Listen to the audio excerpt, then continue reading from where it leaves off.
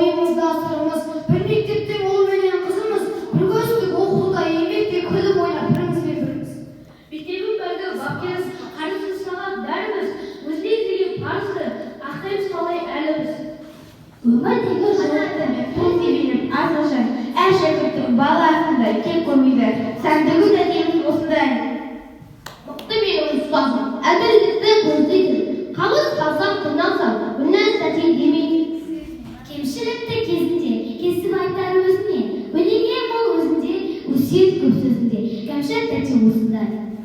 Анамдай мейірімді құшақ ашып, тұрасыз әсе-тәте амандасып, ой берген, ақыл берген, көз алдымнан кетпейді асыл бейнең.